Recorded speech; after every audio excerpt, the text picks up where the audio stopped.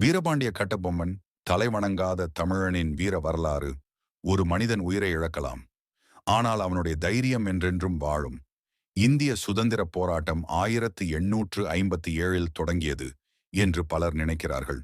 ஆனால் அதற்கு பல ஆண்டுகளுக்கு முன்பே தமிழ்நாட்டின் மண்ணில் ஒரு சிங்கம் கர்ஜித்தது.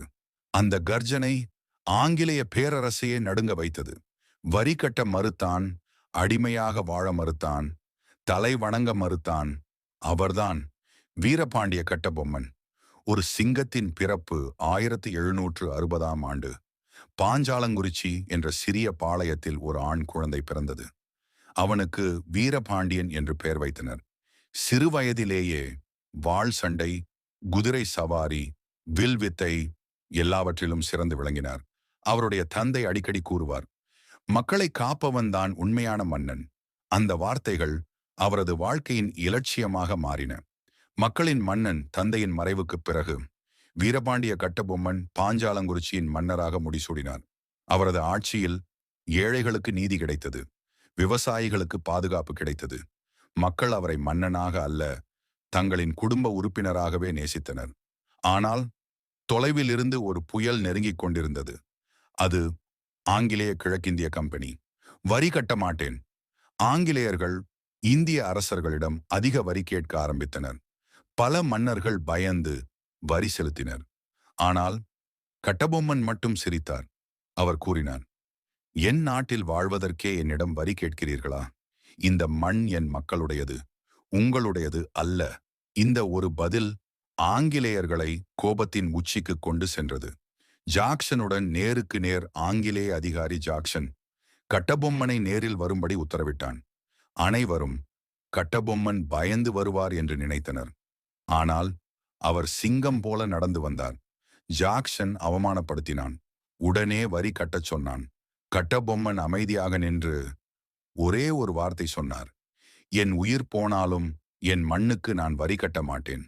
அந்த வார்த்தைகள் அந்த அறையையே அதிர வைத்தன.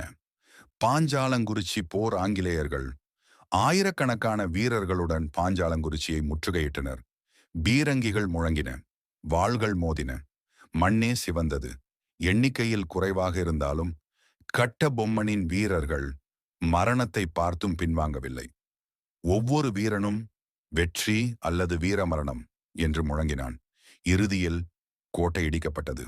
ஆனால் கட்டபொம்மனின் மனதை யாராலும் உடைக்க முடியவில்லை. துரோகம் போருக்குப் பிறகு கட்டபொம்மன் காட்டில் மறைந்து வாழ்ந்தார். பலர் அவரை காப்பாற்றினர். ஆனால் வரலாற்றில் எப்போதும் போல துரோகம் வெற்றி பெற்றது. சில உள்ளூர் அரசர்கள் ஆங்கிலேயர்களின் பரிசுக்காக கட்டபொம்மனை காட்டிக் கொடுத்தனர். அவர் கைது செய்யப்பட்டார். ஆனால் கைவிலங்குகளில் இருந்தாலும் அவரது பார்வையில் பயமில்லை. வீர மரணம் 1799 அக்டோபர் 16 கயத்தாரில் கட்டபொம்மனுக்கு தூக்கு தண்டனை விதிக்கப்பட்டது. ஆங்கிலேயர்கள் அவர் மன்னிப்பு கேட்பார் என்று நினைத்தனர். ஆனால் அவர் தலை நிமிர்ந்து நின்றார். அவரது கடைசி வார்த்தைகள், இந்த உடலை நீங்கள் அழிக்கலாம், ஆனால் இந்த மண்ணின் சுதந்திர உணர்வை ஒருபோதும் அழிக்க முடியாது. அடுத்த நொடியே ஒரு வீரன் உயிரிழந்தான். ஆனால் ஒரு புராணம் பிறந்தது. இன்று பாஞ்சாலங்குறிச்சி ஒரு கோட்டை மட்டுமல்ல, அது தைரியத்தின் அடையாளம்.